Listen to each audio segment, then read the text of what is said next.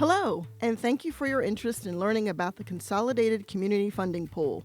Throughout this presentation, we will refer to the Consolidated Community Funding Pool as the Funding Pool. Over the next few minutes, we'd like to tell you a little about the Funding Pool program, with particular emphasis on some recent improvements that have been made.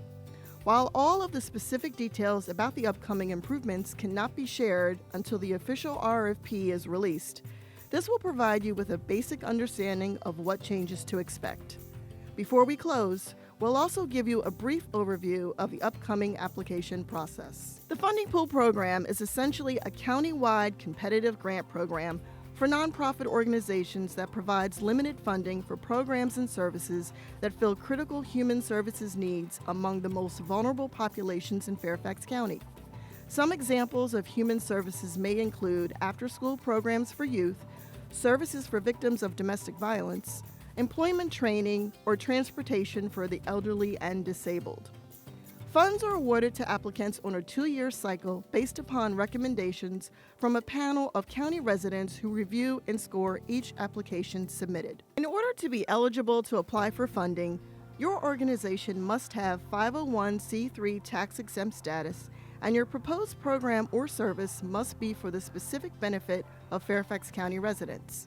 Proposed projects may serve a variety of needs. However, funding pool dollars are specifically targeted for projects that address at least one of the priority areas identified by the community, including prevention, crisis intervention, self-sufficiency, and long-term supportive services.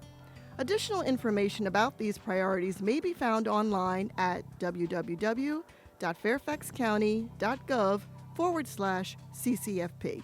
To best ensure that funding pool dollars are used effectively to provide the maximum benefit possible, we have implemented 4 new improvements to the program, which include a new application for proposals requesting $50,000 or less, the addition of targeted focus areas, the addition of predefined outcomes, and a more defined expectation for applicant leveraging. Now let's take a look at each one in a little more detail. First, we've implemented a new streamlined application process for grant requests of $50,000 or less.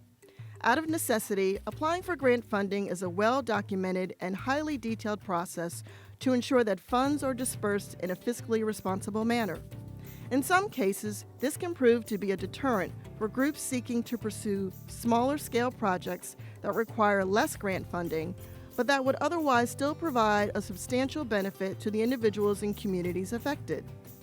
The newly developed application will include a streamlined process for those seeking grants of $50,000 or less, while still maintaining the required standards of documentation for grant proposals. Next, we will be including a new array of targeted focus areas that represent human service areas that are trending in the direction of increased need. 9 targeted focus areas have been identified for the upcoming funding cycle. These targeted focus areas are detailed in the Funding Priorities document available online at www.fairfaxcounty.gov/CCFP. They are identified within each priority section. Also, our new application process will include predefined program outcomes as a measure for success. In years past, the funding pool application has allowed great flexibility for applicants to select their own outcomes by which success is measured. While this flexibility has been well received by applicants, with so many different measures of success, it has proven to be a significant challenge when attempting to demonstrate the overall success of the funding pool program. Over time, these predefined outcomes will allow us to use an apples-to-apples comparison of various programs and to better demonstrate the success of this critical community resource. And finally, our new application process will include a more defined leveraging expectation. Leveraging has played a big role in expanding the reach of the funding pool program. Funding pool dollars have always served as a program resource. They are not for the purpose of fully funding proposed programs and services. In addition to county funding, applicants must demonstrate that they are contributing additional resources of their own or from other sources. A clear expectation of leveraging provides an equitable process where every applicant is bringing comparable resources to the table relative to the amount of funding they are requesting.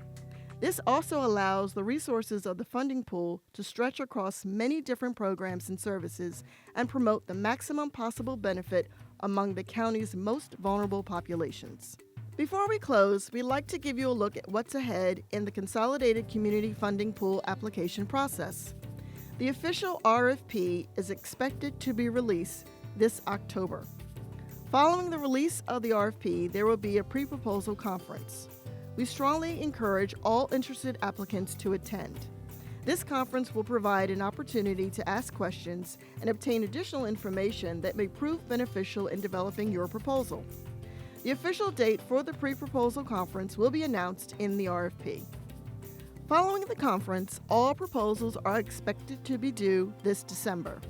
A panel of county residents will review and score each proposal, and it is anticipated that a final recommendation will be made to the Fairfax County Board of Supervisors for funding approval next April. We strongly encourage you to visit our website at www.fairfaxcounty.gov/CCFP for additional information about the Consolidated Community Funding Pool, and please subscribe to our funding pool email list.